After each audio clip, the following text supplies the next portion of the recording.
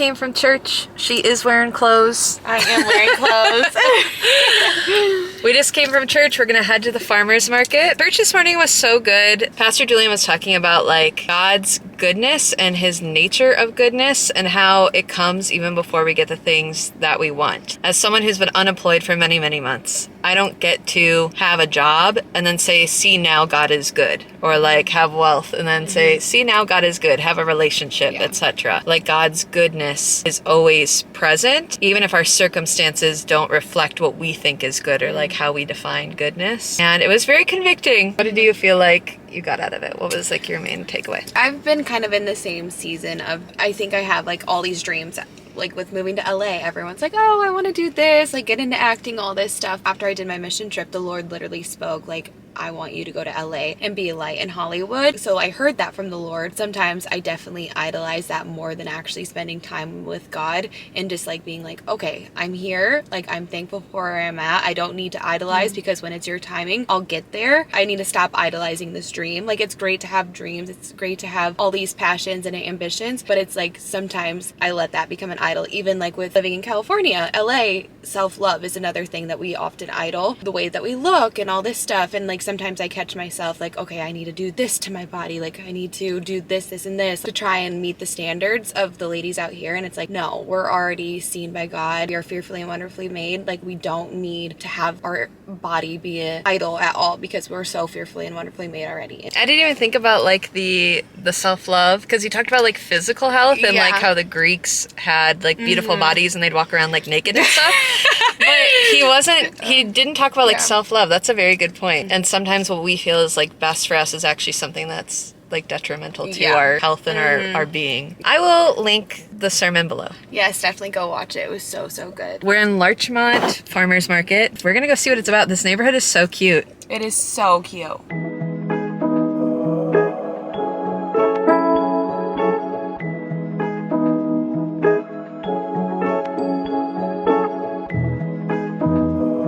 Is it recording? It is now. Oh, how do you know? Because it's got that red light. Oh.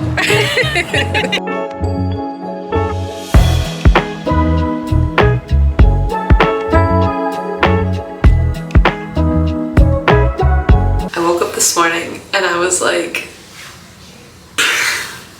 she need a little. So I don't know if you guys remember, but back in February when I first got to Los Angeles, I said that I had a couple of different prayer requests that I wanted answered. One of them being able to go to Disneyland for free.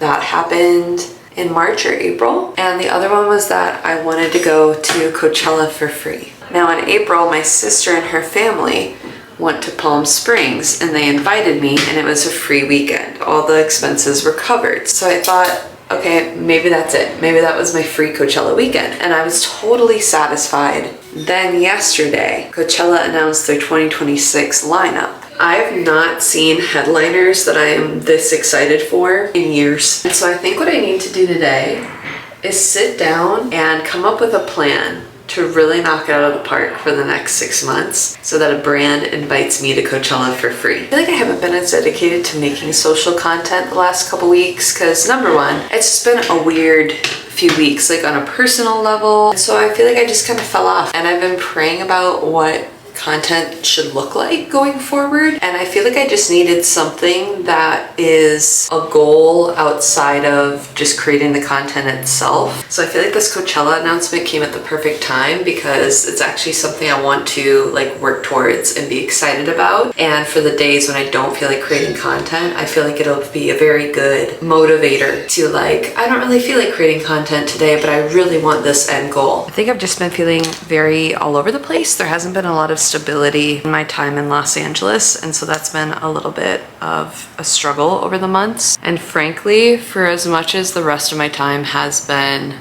unstable, or I just don't know like what's gonna happen next or what to expect, I actually feel like I'm currently in the most unstable month of them all. Basically, I came back from Minnesota and it's just been go time. I've been trying to figure out what I'm gonna do for a job, what I'm gonna do for housing. I really feel like when I came back from Minnesota, the Lord was like, you need to try and fight for LA. And in some ways, I feel like I have fought for the ability to stay here. And in other ways, I feel like I've always had one toe in, one toe out, just trying to figure out like, what's God's will? What should I be doing? Should I be going here or there? Am I missing a big job opportunity? Am I missing other opportunities in life? Like, what am I doing wrong? I feel like the last 8 months have just been this like, am I winning or losing this game of life really, and of like this season? I find myself just having one foot in each state, and there really hasn't been anything stable in one place or the other. And no matter where I go, I'm always wishing that I was doing something in the other place. And so I felt like when I came back from this last trip, I felt like the Lord was asking me to really make a decision and then fight for that place and that decision. And so I decided that I am really going to go 100% in the month of September for Los Angeles. And then I feel great peace, because if nothing really happens, then it's like I know I gave my all. With that also, I'm looking at month-to-month leases now going forward, because I just don't know, like I financially can't commit to a 6-month one. What I struggle with is I feel like it's a game with the Lord, and like I'm missing something. Like obviously there has to be something that I'm missing, or obviously there has to be a piece to the puzzle like I'm not understanding. And I don't feel like there's actually anything biblical to back that. I've been going back and forth in that feeling, and obviously you saw in the last video, sometimes like anxiety just kind of wins. I'm not openly super emotional, which is why that last video was very weird. As much as my story of coming to LA and the journey to get here and years leading up to it and everything is very unique, I don't think the anxiousness that can come over me and the struggle of feeling at peace, I don't think that's a unique factor in life. And I think now more than ever, people are looking for something solid to lean towards and to look to. And it's just got me thinking. I don't think I was ever really silent about faith. I just think if you're someone who is questioning, because there's a lot of obviously evil things happening in the world, I guess I would implore you to figure out, like, if there's evil, there has to be good, and to research and to question and to try and find what is good in the world and what does that come from. Because I know in my early 20s, I was just talking with a gal on Sunday. She and I were having a conversation in the car, and I just was telling her about, like, in my early 20s, I was looking to other religions to see if there was like other options, or if something else would satisfy me more, if I would have less hurt in other areas. I was looking to things like alcohol, like relationships. And the reality is, like, none of them made me feel better in the long run. Every other religion that I was looking into was very much about me and the power of me and my goodness and my karma and my balancing of the universe between good and evil, and how if I did good things, then I would get good things. That I would go through seasons like I'm going through right now, and I would not have good things, and I would wonder why I'm not getting good things when I'm a good person. It would kind of end in this place of there has to be something outside of me that exists, because it has to be not only more knowledgeable and like more knowing and understanding of things, but also there has to be something that I live for that's outside of just my desires and my wants and my feelings and my goals and my dreams. Because if there isn't, you kind of just come to the end of a road, and then you're like, okay, I have done everything I can. I've worked everything out in my power, in my logic, in my ability, and it really didn't go anywhere. And so there's a joy, I guess, in having something greater than yourself to live for. I don't want to sit in a place and be like fear-mongering about like where the world is going and what's going to happen. But I do feel like a lot of us are really anxious. A lot of us are really fearful about where we're heading and what's going to happen next. And I don't think that that's the response that we need to be having. Having explored my options, I feel like I came to the right answer. And I think to withhold that from other people would not be right. I don't even want to promote this because Mel had to go to like 7 stores this week to find it. This is what you need. It's fall, it's energy, it's probiotics. I don't know what Bloom put in here, but it's what I'm living off of. So let's catch up a little bit. It is Wednesday the 24th, which means that in 4 days, I have to be out of this apartment because our lease ends the 30th, but we all told our renter that we would be out by the 28th so that they could come in and clean. So everything has just been moved up. And then at the same time, until truly this morning, I had nowhere that I was going to be living in 4 days. I had no plan. So I've been trying to share as much of this like whole journey as I can, but at the same time, frankly, I've been very anxious this week. And I kind of go from like these, I have so much hope, like I know God will come through, to these moments of like, I'm really freaked out. I have no plan. I have nowhere to live. My money has left my bank account. And so last Thursday, I was like, Lord, you have a week. If I don't have something set in stone by next Thursday, then like I'm gonna make plans to get my dad out here and we're gonna drive back to Minnesota together. I think what's hard about the situation is I don't feel necessarily led for one thing or the other. Like I don't have like a bad hometown experience. I love Minnesota. I love my family and friends. It's not like I left with something to prove or I left because I didn't like the environment. At the same time, I don't feel like my time in LA is one, done, but even two, like really started because I haven't had anything stable for like almost a full year here. And I think I definitely had a awful night Sunday night and even into like Monday and yesterday. Was feeling very stressed out because like what do you do when you've done everything and you're trying to rely on the Lord but you don't feel like you're really getting an answer or getting direction? If there's anything I found in the Word of God, it is that when we try and hold on to the reins so tightly for control, we actually end up feeling more out of control than if we let go of the reins, and we feel more liberated when the Lord takes over and we fully give a situation to Him. I don't need to be in control. I would feel better if I was. And if you said give me a week, there's still a couple days. Like I still have 24 hours for the Lord to do something now. In that 24 hours, I'm gonna do more things that I can do, which is get this closet back to empty, and then I'm gonna let the Lord do stuff on His end and work through what He wants to work through. I'm ready for the day where I come on YouTube and I'm like, you guys, I have a stable job, I live in a stable home, I'm so bored with my stable life. Like I cannot wait for that day. It has not come in 2 years of being freelance, but especially the last 9 months in LA, that is for sure.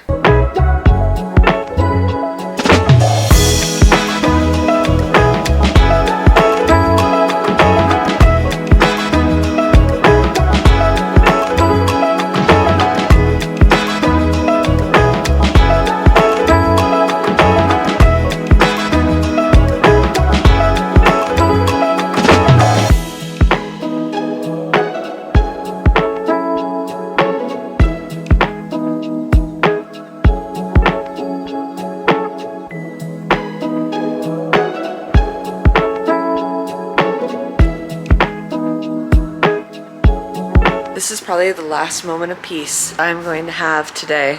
I have to show you what we're working with. It's go time. God bless them. There's like a whole hill over here that they're gonna have to go up to get to our apartment. The first fun fact about me is that this is my third time moving in a year and a half. Not because I'm not a good tenant, but because I lived in a summer house, I moved to LA, and now my lease is up. The second fun fact is I didn't think about anything that I would need today. I literally packed basically everything into my car last night so I could be ready to go. Now, like, I don't even have like a basic deodorant. It's getting bad out here. Even my man Jesus is barely holding it together right now. He's like, Father, give me strength. So my role for the day is Beck is moving like a bunch of furniture, which I showed you in the living room. I'm gonna make sure that things get onto the truck safely, and then we're gonna go to the storage unit where she's gonna keep her stuff, and then I'm gonna ensure that stuff gets off the truck safely, and she'll tell them where to put it.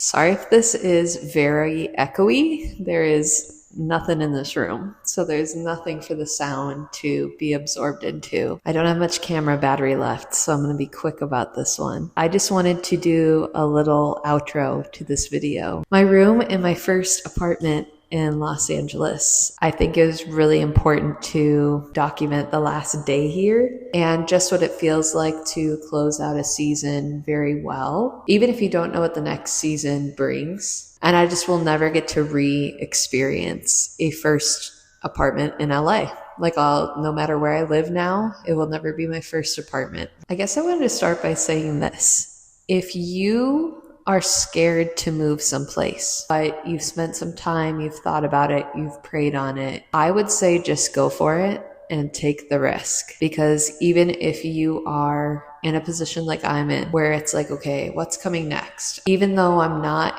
in the exact place I thought I would be at 8 months into living in a city, I do have extreme peace because I know that no matter what happens next, I took the risk and I did it. And I don't have to regret having never left. What I have learned, the character development that I've had, everything in between has been worth it for the financial cost, the cost of leaving family and friends and the familiar. It was all worth it, even when it was like me in the last vlog crashing out. Like, it's worth it to know that there's nothing in my life where I'm leaving cards on the table. And I think that's something that I can try to explain, but at some point it just has to be experienced to a point. For a lot of people, it's about just doing the logical thing, doing the most financially sound thing, doing the least risky option. And I was even talking with Beck today when we dropped stuff off at the storage unit. I said, I think there's something different about doing something risky at 30 versus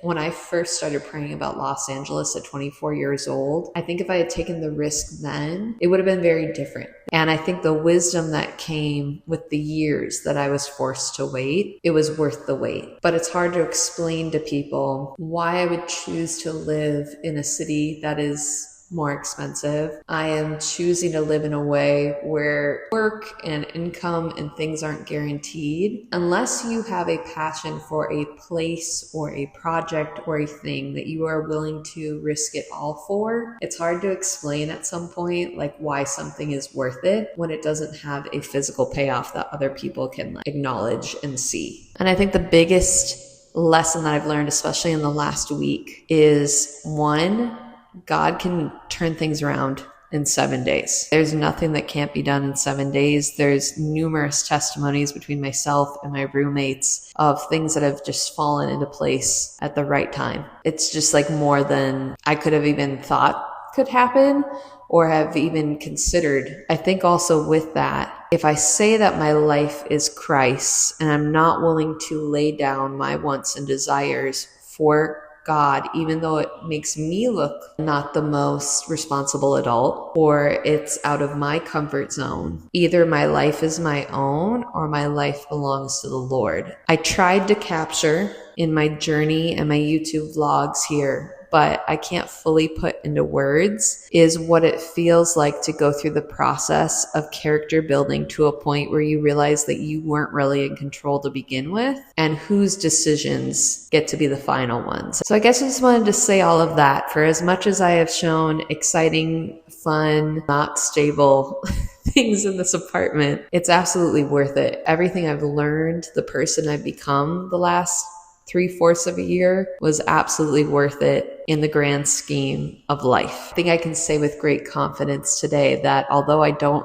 know what to expect next, I feel like it's going to be good. And I feel very optimistic about the fact that the Lord already foresees what's happening next, and I don't really have to worry about it. Hopefully be in a place where I just feel really passionate about what I'm doing, investing in the community I'm in, investing in the people that I either live with or I interact with. Finding true joy in life is doing something that you're excited about and you feel passionate about, that you can partner with God on. And I also just want to thank my roommates because they were amazing and I did not know them before I moved here. They literally took in a girl who had no plan, and they have been my biggest cheerleaders, supporters, listening ear, encouragers. And I've been very blessed in this apartment.